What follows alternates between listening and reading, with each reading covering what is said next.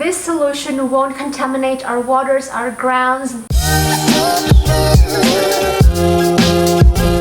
Hello everybody, welcome back to my channel with me Zeva. I'm going to be sharing with you how to make your very own eco-enzyme at home that is very efficient and also does not explode easily.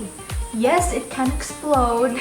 More on that later. There are two ways to do this. I'm going to be explaining both ways. The first way is the more traditional one, and the other way is the more efficient one. And I'm sure that a lot of you out there would prefer the efficient way, but it requires a few more extra steps. For those of you who don't know what an eco-enzyme is, this eco-enzyme is the environmentally friendly alternative to your usual household cleansers. This can be used to clean your household, whether it's the floor, appliances. It can also become a fertilizer. You can use it to clean your cars, your motorbikes. It can even be a skin toner, I kid you not, but of course it will require extra precaution and need to recheck whether you'll get allergic reactions from it or not. You can also use this to clean your laundry. There's just so many ways that you can do. Basically, it is a multi-purpose cleaning solution that is eco-friendly. This solution won't contaminate our waters, our grounds, because that's why I really recommend you to make this. It's really easy to make and it won't take a lot of time. So let's get to it. The first thing that you will need is an airtight plastic container. You can use any types of plastic containers actually, as long as it's airtight. This is just one of the examples that you can use. Why a plastic airtight container is important is because there will be a fermentation process and gases will be created while you make this. And of course, when gases build up, it will make a container expand. So if you use something out of glass or out of metal, it's going to explode, it's going to burst. This one that I have here, this is 14 liters.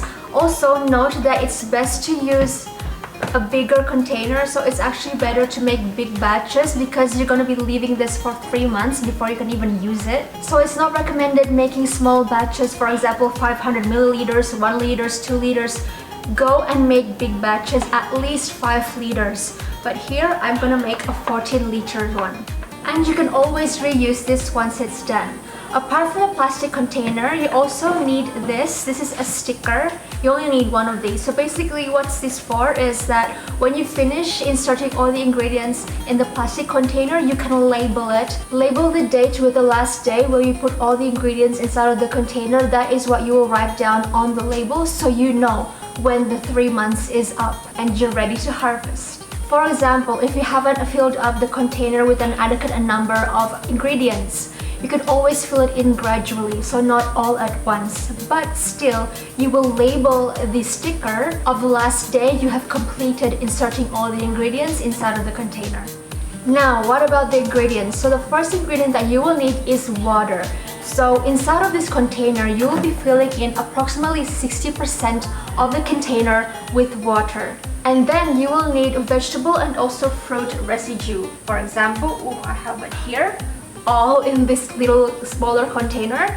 So this is all of my vegetables and also fruits residue dregs or like leftovers. Also, you need to remember to not put in any oily cooked food or any meats like red meat or white meat, like no fishes, nothing like that. So it's all pure vegetables and also fruits. If you want the end solution to have a more fresher scent, you can always put in more citrusy leftovers. For example, lemon peels, orange peels, pandan, and something like that.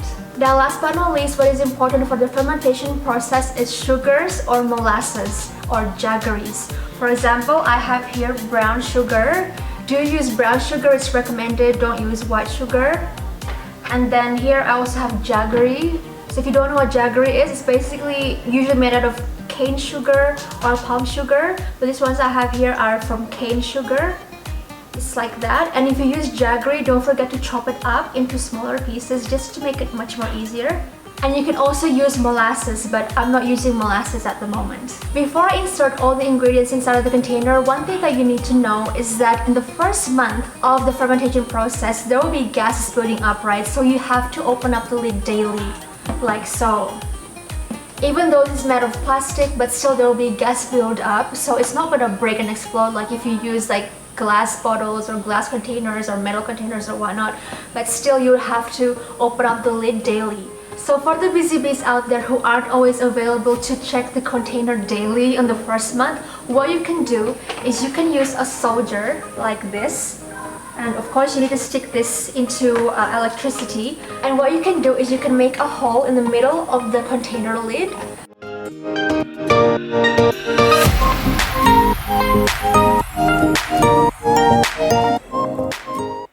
And then use this small pipe. So this is usually an aquarium pipe, and then put in the aquarium pipe inside of that hole.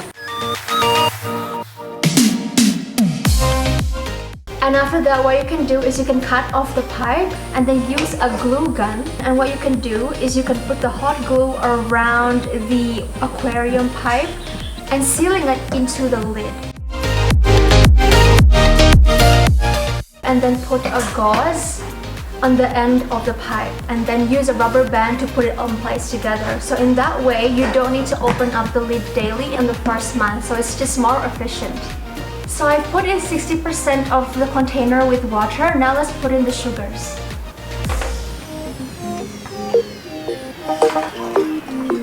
So this will be around 10% or 1 part.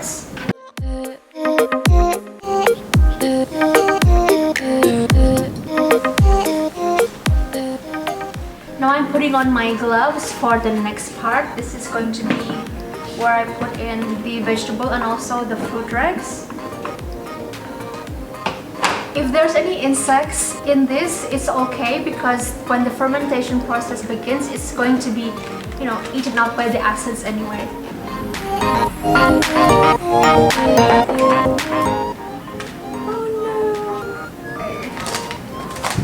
And that's it. So I'm going to be using this small bucket for future vegetable and also fruit dregs.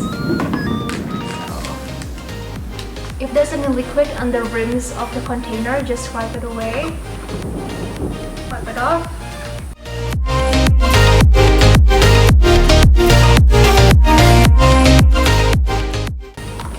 And that's it.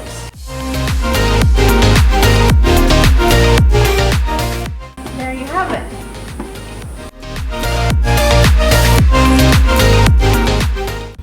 Thank you for watching, and I'll see you in the next video.